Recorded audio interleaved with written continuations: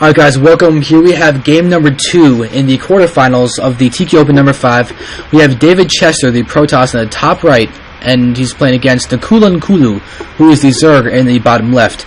NKULUNKULU is the victor of the previous game, and since this was a loser's choice map, we have DavidChester choosing Xel'Naga Caverns.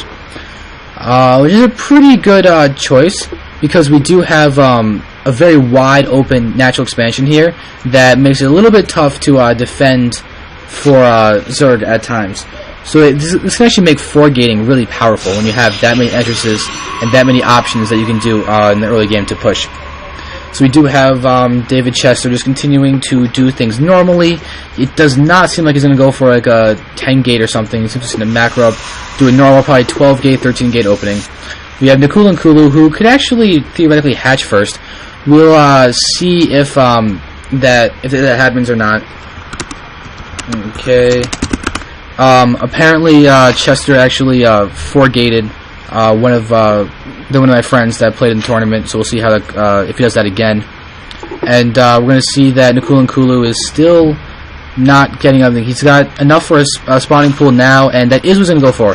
So he is going to go for a spawning pool first. We'll see if he's going to move out for a hatchery in a moment. He might be just trying to scout with this guy. Yep, it is going to be a scout. And nope, he's not going to scout. He's going to fake an expo. Okay, no, he is going to scout. There we go. Now we're going to see that NKULUNKULU is just continuing to just get some drones out. He's not getting his expo immediately right now. Chester, or David, is still just going to move out here, try and stop the expansion. Oh, yeah, he's going to patrol here, do what he can, but look, yeah, there's the expansion that NKULUNKULU wants to put down. But Chester is most likely going to actually put down the pylon in a moment just to make sure that he can't. But, oh, this is a really bad patrol pattern. The drone's actually going to take out the probe for free. Okay, NKULUNKULU can now build a hatchery if he really wants to. But, there we have the cybernetics core going down. Let's see a late cybernetics core. It's almost 30 seconds later than it could have been put down. So Chester is not going to be able to do a ton. And oh my guys, that drone just got a kill. DavidChester just let himself lose a probe to a drone. He's going to continue to attack, and wow, NKULUNKULU is going to get... He might get a 2-kill drone. Because Chester is... Oh no, the Zealot's out, so that thing is going to survive. NKULUNKULU could actually use this to get an extractor, but no, he's not going to. But still, that drone got a kill. That is kind of embarrassing. But still, good job by NKULUNKULU just to do that little bit of extra harassment and damage that he can possibly do. And now Chester is really just trying to macro the room. He's going to go for a... He's probably in the warp gate. So he could be going for a 4-gate. Right now, something similar is happening. He's not pulling off the Zealot to try and stop his attack on his gateway. Instead, he is going to do a smart thing and just wait for the Stalker. It's an unnecessary chrono boost, but I guess he's just going to be safe, make sure that he can just still stay alive. But Sentry's going to come out. He's supply blocked again, but his pylon's about to complete. And oh, NKULUNKULU is going to lose a Overlord. He did not need to micro that Stalker to make sure that Overlord dies. It's going to die. But here we go, expansion is up and running. He's going to get his queen down there. He's going to be able to spawn larva, spread creep, do all of that good stuff. And we do have the sentry coming out. Another gate there, 3 gates again.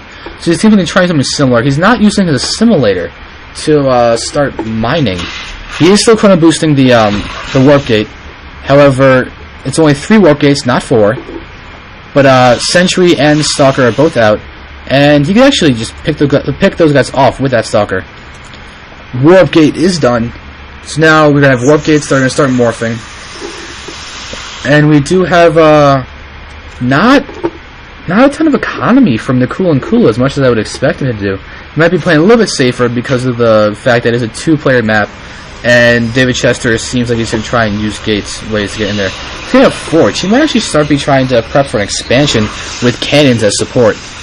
But still, drone count is in favor of NKULUNKULU. He does have 27 drones to 24 probes of DavidChester. You can see in the income that he's ahead. Wow, ahead by a lot more than I thought he would be. DavidChester is just not producing probes.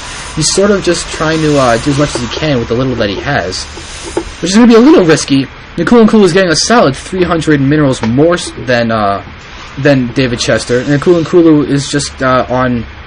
He's just starting to get his second gas up. So now he's going to even be equal in terms of gas income. 300 minerals for as long as that has been going on is actually going to be pretty significant. Look at the spending tab. You can see that NKULUNKULU has spent almost 4,000 minerals on economy, while 2,700 has been spent for DavidChester, which is kind of significant to say the least. The army count is low for NKULUNKULU, but he can just use his drones to try and do that, just to make sure that he can really get as much as he can out. And he's doing a great job with these 1 or 2 Zerglings, just preventing the attack, giving him time to start getting some defenses up. So looking at production, we see that 5 roaches are coming, Glial Constitution is done, the lair is up, and he's just going to continue scouting. And DavidChester is not pushing. Okay, so now he's going to start to push out soon. He does have a lot of zealots there. He's got 3 sentries with a fair amount of energy, so he will be able to do a lot of force fields. NKULUNKULU is just pushing back, doing a great job of keeping DavidChester in his base essentially. And was he about to throw out a cannon down here? Because that would be a little foolish. But yeah, stalkers are coming out some more, and there's that Zergling does finally die, and DavidChester might be wanting to push out. He's I really like how he's actually pulling back 1 zealot at all times, just to make sure that no Zergling run-bys can really happen. It's definitely a very smart and safe play that he can do, and it's really good. But now we do have to see that NKULUNKULU has been able to produce an army. He's got a bunch of roaches out now. He's prepping for take his 3rd. He's using these Zerglings just to make sure that he's got control of everything. He does have control of the watchtower, so you can see what our attacks are coming.